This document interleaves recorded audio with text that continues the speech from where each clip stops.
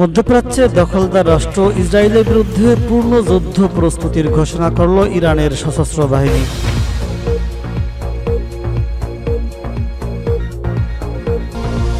রাশিয়ার তেল ক্রয় বন্ধ ও চীনের উপর চাপ বাড়াতে ইউরোপীয় ইউনিয়নকে মার্কিন প্রেসিডেন্ট ডোনাল্ড ট্রাম্পের আহ্বান। রাশিয়ার রাজধানী মস্কোতে বৈঠকে প্রস্তাব নাকচ করলেন ইউক্রেন প্রেসিডেন্ট ভলোদিমির জেলেনস্কি। উত্তাল ভারতের পশ্চিমবঙ্গ বিধানসভার বিশেষ অধিবেশন, ক্ষোভে ফেটে পড়লেন মমতা বন্দ্যোপাধ্যায়। এবং সর্বশেষ থাকবে আতঙ্কের নগরীতে পরিণত গাজা, একদিনেই নিহতের সংখ্যা ৭৫। শুনছিলেন সংবাদ শিরোনাম, এখন বিস্তারিত। দখলদার ইসরায়েলের বিরুদ্ধে পূর্ণ যুদ্ধ প্রস্তুতির ঘোষণা করলেন ইরানের সশস্ত্র বাহিনী। ইরানের সশস্ত্র বাহিনীর পূর্ণ প্রস্তুতির কথা ঘোষণা করেছে খাতাম আল আনবিয়া সেন্ট্রাল হেডকোয়ার্টার্সের কমান্ডার। বৃহস্পতিবার এক টুইট বার্তায় দেওয়া খাতাম আল আনবিয়া সেন্ট্রাল হেডকোয়ার্টার্সের কমান্ডার জেনারেল আবদুল্লাহি ঘোষণা করেছেন। তিনি বলেছেন, চাপিয়ে দেওয়া 12 দিনের যুদ্ধে জায়নিস্ট শত্রু এবং যুক্তরাষ্ট্রকে তাদের বৈরী লক্ষ্য পূরণের পথে ব্যর্থ করেছে। ইরানিদের ঐক্যের কারণে এটা সম্ভব হয়েছে। তিনি বলেন, সশস্ত্র বাহিনী সবসময় দেশের নিরাপত্তা, জাতীয় স্বার্থ এবং ইসলামী বিপ্লবের অর্জন রক্ষায় পূর্ণ প্রস্তুত থাকে।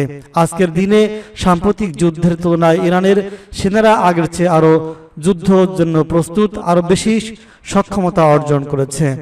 মেজর জেনারেল আবদুল্লাহিয়ান আরও বলেছেন, শত্রুপক্ষ বর্তমানে দেশের ভেতরে মনস্তাত্ত্বিক ও গণমাধ্যম যুদ্ধের মাধ্যমে অস্থিরতা তৈরির চেষ্টা করছে, অথচ তারা নিজস্ব অভ্যন্তরীণ, আঞ্চলিক ও আন্তর্জাতিক পর্যায়ে গুরুতর সমস্যার সম্মুখীন। গত 13 জুন ইসরায়েল কোনো উস্কানি ছাড়াই ইরানের বিরুদ্ধে আগ্রাসন চালায় এবং বহু উচ্চ পদস্থ সামরিক কর্মকর্তা, পারমাণবিক বিজ্ঞানী ও সাধারণ নাগরিককে হত্যা করে। এর জবাবে ইসলামী বিপ্লবী গার্ড কর্পোরেশন IRGC নেতৃত্বাধীন ইরানি সশস্ত্র বাহিনী অপারেশন ট্রু প্রমিস 3 নামে শক্তিশালী ও নজিরবিহীন পাল্টা অভিযান চালায়। এতে প্রথমবারের মতো ইরানের তৈরি বহু নতুন প্রজন্মের ক্ষেপণাস্ত্র ব্যবহার করা হয়। শত শত ব্যালিস্টিক ক্ষেপণাস্ত্র ও ড্রোন ইসরায়েলের আকাশ প্রতিরক্ষা ব্যবস্থা ভেদ করে দখলকৃত ফিলিস্তিনি ভূখণ্ডে গুরুত্বপূর্ণ সামরিক ঘাঁটি, অবকাঠামো, গোয়েন্দা কেন্দ্র, শিল্প কারখানা, জ্বালানি অবকাঠামো এবং গবেষণা কেন্দ্রগুলোতে আঘাত হানে। অবশেষে 24 জুন ইসরায়েল আন্তর্জাতিক মহলে বিচ্ছিন্ন হয়ে একতরফাভাবে আগ্রাসন বন্ধের ঘোষণা দেয়, যা যুক্তরাষ্ট্র প্রেসিডেন্ট ডোনাল্ড ট্রাম্প তাদের হয়ে ঘোষণাটি করেন। রাশিয়ান তেল ক্রয় বন্ধ ও চীনের উপর চাপ বাড়াতে ইউরোপীয় ইউনিয়নকে মার্কিন প্রেসিডেন্টের আহ্বান। ইউক্রেন যুদ্ধের অবসান ঘটাতে রাশিয়া থেকে তেল না কিনতে ইউরোপীয় নেতাদের চাপ দিচ্ছেন যুক্তরাষ্ট্রের প্রেসিডেন্ট ডোনাল্ড ট্রাম্প। সেই সঙ্গে চীনের উপরে অর্থনৈতিক চাপ তৈরি করতে বলা হয়েছে। বৃহস্পতিবার 4 সেপ্টেম্বর ইউক্রেনের প্রেসিডেন্ট ভলোদিমির জেলেনস্কি ও ইউরোপীয় নেতৃত্বের সঙ্গে কোয়ালিশন অব দ্য উইলিং এর ভার্চুয়াল বৈঠকে এসব কথা বলেছেন মার্কিন প্রেসিডেন্ট। এ সময় ট্রাম্প বলেন, রাশিয়া থেকে ইউরোপের দেশগুলো তেল না কিনলেই যুদ্ধের অবসান হবে, কারণ জ্বালানি বিক্রির টাকা থেকেই মস্কো যুদ্ধের জন্য মূলধন জোগাড় করছে।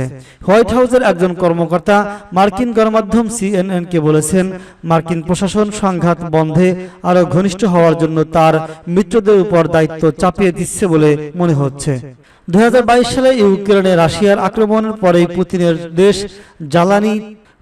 দেশ থেকে জ্বালানি আমদানি বন্ধ করার সিদ্ধান্ত নিয়েছিল ইউরোপীয় ইউনিয়ন। 2028 সালের 1 জানুয়ারির মধ্যে পর্যায়ক্রমে সেই আমদানি বন্ধ করার কথা ভাবা হয়েছে। এ সংক্রান্ত বিষয়ে আইন প্রণয়নের প্রস্তাবও নেওয়া হয়েছে ইউরোপের পক্ষ থেকে। ব্রিটিশ সংবাদ সংস্থা রয়টার্সের তথ্য অনুযায়ী শুধু রাশিয়াকেই অর্থনৈতিকভাবে দুর্বল করার কথা বলেননি ট্রাম্প, চীনের উপরও অর্থনৈতিক চাপ তৈরি করার জন্য ইউরোপের নেতাদের আহ্বান জানিয়েছেন মার্কিন প্রেসিডেন্ট। ইউক্রেনের বিরুদ্ধে যুদ্ধ চালানোর জন্য রাশিয়াকে বিশেষ ইন্ধন যোগাচ্ছে চীন, অভিযোগ মার্কিন প্রেসিডেন্টের। রাশিয়ার রাজধানী মস্কোতে বৈঠকের প্রস্তাব নাকচ করলেন ইউক্রেন প্রেসিডেন্ট। মস্কোয় শান্তি আলোচনা নিয়ে রাশিয়ার প্রেসিডেন্ট ভ্লাদিমির পুতিনের প্রস্তাব প্রত্যাখ্যান করেছেন ইউক্রেন প্রেসিডেন্ট। পুতিন প্রস্তাব দিয়েছিলেন, ইউক্রেনের প্রেসিডেন্ট ভলোদিমির জেলেনস্কি চাইলে মস্কোতে এসে শান্তি আলোচনা করতে পারেন। বুধবার বেইজিংয়ের সাংবাদিকদের সঙ্গে আলাপে পুতিন এই প্রস্তাব দেন। তবে ইউক্রেনের ইউক্রেন জানিয়েছে কমপক্ষে 7টি দেশ ইতিমধ্যে বৈঠক আয়োজনের প্রস্তাব দিয়েছে। এর মধ্যে হাঙ্গেরি, সুইজারল্যান্ড ও তুরস্ক রয়েছে। ইউক্রেনের পররাষ্ট্রমন্ত্রী আন্দ্রে সিবিগা এক্স টুইটে লিখেছেন, এগুলো গুরুত্বপূর্ণ প্রস্তাব এবং প্রেসিডেন্ট জেলেনস্কি যে কোনো সময় বৈঠকের জন্য প্রস্তুত। তবে তিনি অভিযোগ করেছেন পুতিন ইচ্ছাকৃতভাবে অগ্রহণযোগ্য প্রস্তাব দিচ্ছেন, তাই রাশিয়ার উপর আরও চাপ বাড়ানো জরুরি। এর আগে পুতিন জানিয়েছিলেন আলোচনায় চূড়ান্ত পর্যায়ে গেলে তিনি জেলেনস্কির সঙ্গে বৈঠকে বসতে রাজি, তবে বৈঠকটি যেন সঠিকভাবে প্রস্তুত হয় এবং ইতিবাচক ফল বয়ে আনে সেটাই শর্ত। একই সঙ্গে পুতিন আবারও প্রশ্ন তুলেছিলেন, জেলেনস্কি এখনো আর ইউক্রেনের বৈধ প্রেসিডেন্ট না। তার মতে জেলেনস্কি 5 বছরের মেয়াদ গত বছর শেষ হয়েছে, কিন্তু সামরিক আইন থাকায় নির্বাচন হয়নি। রাশিয়ার শর্ত অনুযায়ী স্থায়ী শান্তির জন্য ইউক্রেনকে নতুন সীমান্ত মেনে নিতে হবে এবং ন্যাটোতে যোগদানের পরিকল্পনা পরিত্যাগ করতে হবে। উত্তর ভারতের পশ্চিমবঙ্গ বিধানসভার বিশেষ অধিবেশন, ক্ষোভে ফেটে পড়লেন মমতা বন্দ্যোপাধ্যায়। বিজেপি শাসিত রাজ্যে বাংলা ভাষায় অপমান এবং বাঙালিদের হেনস্থার বিরুদ্ধে বিধানসভায় আলোচনা ও মুখ্যমন্ত্রী মমতা বন্দ্যোপাধ্যায়ের বক্তৃতাকে ঘিরে নজিরবিহীন অশান্তি দেখা গেছে পশ্চিমবঙ্গ বিধানসভায়। বাংলা ও বাঙালি নিয়ে বৃহস্পতিবার 4 সেপ্টেম্বর আলোচনায় মুখ্যমন্ত্রী মমতা বন্দ্যোপাধ্যায় বক্তব্য রাখতে গেলে উত্তাল হয়ে ওঠে বিধানসভার বিশেষ অধিবেশন। তুমুল হট্টগোল শুরু করেন বিজেপির বিধায়করা।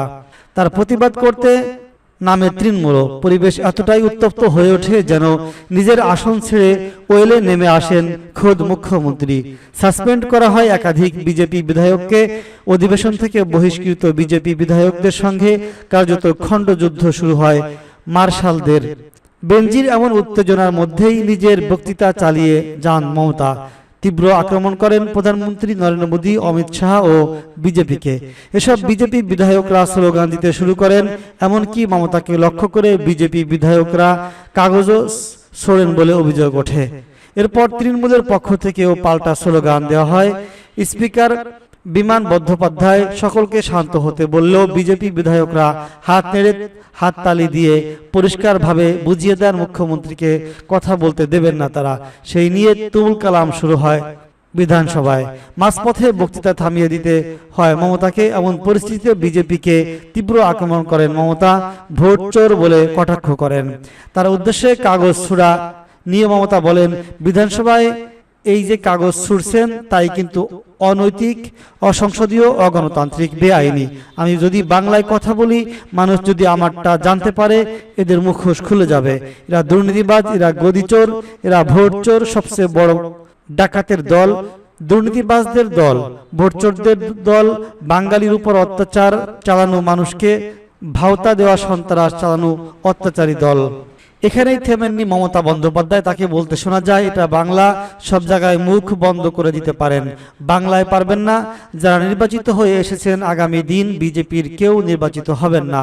এ সময় টাকা, অস্ত্র এবং নির্বাচন কমিশনকে দিয়ে বিজেপি ভোটে যেতে বলেও অভিযোগ করেন মমতা বন্দ্যোপাধ্যায়। আতঙ্কের নামে পরিণত হয়েছে গাজা, একদিনেই নিহতের সংখ্যা 75। ফিলিস্তিনের অবরুদ্ধ গাজায় বোমা হামলায় অব্যাহত রেখেছে ইসরায়েলি বাহিনী। এতে একদিনে কমপক্ষে আরও 75 জন নিহত হয়েছেন। এর মধ্যে কেবল গাজা সিটিতেই নিহত হয়েছে 44 জন। শুক্রবার 5 সেপ্টেম্বর এক প্রতিবেদনে এই তথ্য জানিয়েছে সংবাদ মাধ্যম আল জাজিরা। সংবাদ মাধ্যমটি বলছে, ইসরায়েলি সেনাবাহিনীর নির্বিচার বোমাবর্ষণে ধ্বংসস্তূপে পরিণত হয়েছে গাজা সিটির পাড়া মহল্লা। আতঙ্কে পালাতে চাইছেন মানুষ, কিন্তু গোটা উপত্যকাতেই নিরাপদ আশ্রয় নেই। টানা 23 মাস ধরে চলছে এই নির্মম হামলা। জাতিসংঘ শিশু তহবিল ইউনিসেফ ইতিমধ্যে গাজা সিটিকে আখ্যা দিয়েছে আতঙ্কের নগরী। বৃহস্পতিবার তাল আল হাওয়া এলাকায় একটি তাঁবুতে হামলায় একই পরিবারের 5 জন নিহত হন, যাদের মধ্যে 3 জনই শিশু। হামলার ভিডিও ফুটেজে দেখা যায় ক্ষতিগ্রস্ত তাঁবুগুলোর সামনে ফিলিস্তিনিরা ভাঙ্গাচোরা মালামাল গুছিয়ে নিচ্ছেন। ধ্বংসস্তূপের ভেতর থেকে রক্তে ভেজা একটি গোলাপি রঙের স্যান্ডেল মেলে। ইসরায়েল আল বাসুস এএফপিকে বলেন, আমি ও আমার সন্তানরা তাঁবুতে ঘুমাচ্ছিলাম, হঠাৎ বোমা পড়লো, শরীরে টুকরো এসে লাগলো। আমার 4 সন্তান আতঙ্কে চিৎকার শুরু করলো। গাজা সিটি, জৈতুন, সাবরা, তুফান, নাসর ও গুজাইরা এলাকায় ভয়াবহ বোমা বর্ষণের খবর পাওয়া গেছে। তুফান পাহাড়ে অন্তত 8 জন নিহত ও বহু হতাহত হয়েছে বলে জানিয়েছে সিভিল ডিফেন্স মুখপাত্র মাহমুদ শাবাল।